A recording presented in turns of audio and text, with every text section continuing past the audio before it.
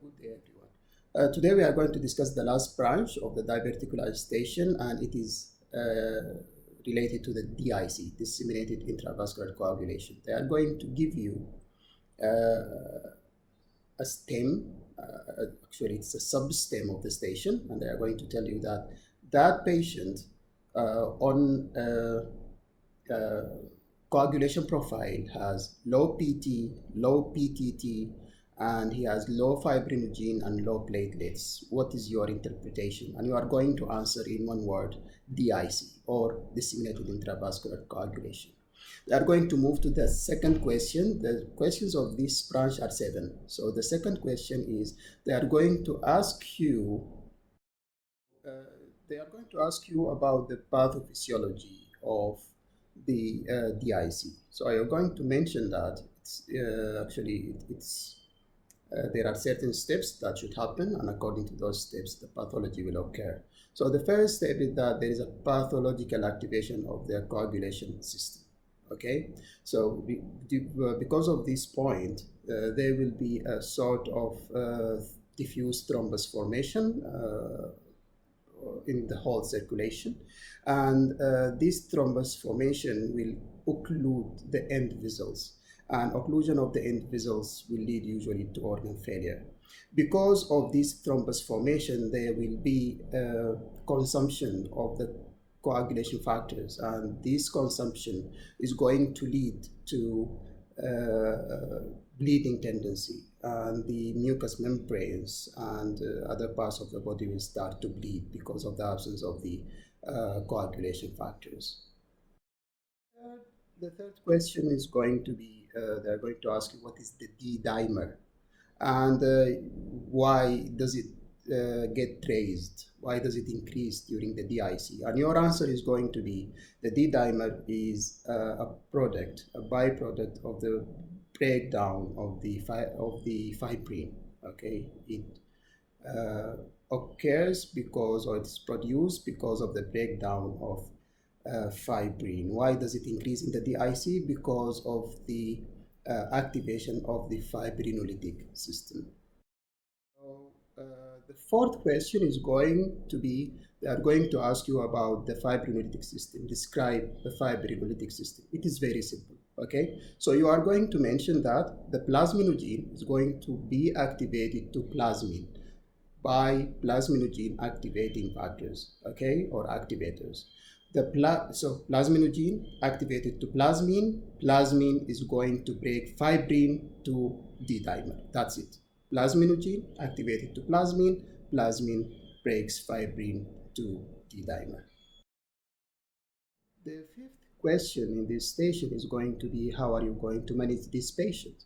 And the management has 3 steps. Number 1, this is an emergency. So you are going to manage the patient according to the ABCDE protocol. This is number 1. As I told you before, any emergency, you have to manage the patient according to the ABCDE protocol. Number 2, you are going to manage the patient in the ITU or HDU. These are fixed in all emergencies, surgical or medical. Okay, you may need to add a CV line. And finally, you are going to prepare fresh frozen plasma, platelets, and maybe also packed red blood cells in case that the patient has low hemoglobin, and actually it will be in the blood picture that may show to you in the beginning of the branch or the stem of the branch. And the last step, you are going to call a hematologist. Till this point, your work has finished regarding this patient. So they are going to ask you in the 6th question, the patient is taking aspirin and clopidogrel. So what is the effect of those agents on the platelets? And you're going to mention that these are antiplatelet agents.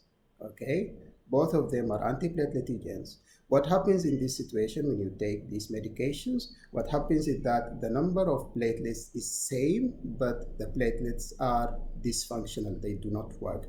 So in this way, you are going to stop the action of the platelets without affecting their number. So they are going to ask you about the effect of aspirin. So aspirin actually irreversibly inactivates the cyclooxygenase pathway. Irreversibly inactivates the cyclooxygenase pathway. So the cyclooxygenase pathway, the pathway responsible for the production of prostaglandins and thromboxane A. So when you inactivate this system, those agents will not be produced, and accordingly, the aggregation of platelets will be affected because they are important in the aggregation of the platelets. They are going to ask you about how does the clopidogrel works. Actually, the clopidogrel irreversibly inactivates the receptors on the cell membrane of the ATPs for ADP. ADP. They are going to irreversibly inactivate the receptors for ADP. And the receptors for ADP are important also for platelet aggregation. The seventh and last question in this branch will be, when will the effect of aspirin and clopidogrel will end on platelets? When will it end? And actually, it's going to end by the end of the lifespan of platelets. All of us know that the lifespan of the platelets is 7 days only. So when those platelets die, the effect ends. New platelets are going to be produced, and they are not going to be affected by aspirin and clopidogrel as long as it has been stopped. This station has finished, and this branch has finished, and I'm going to see you in another station in critical care. Good luck.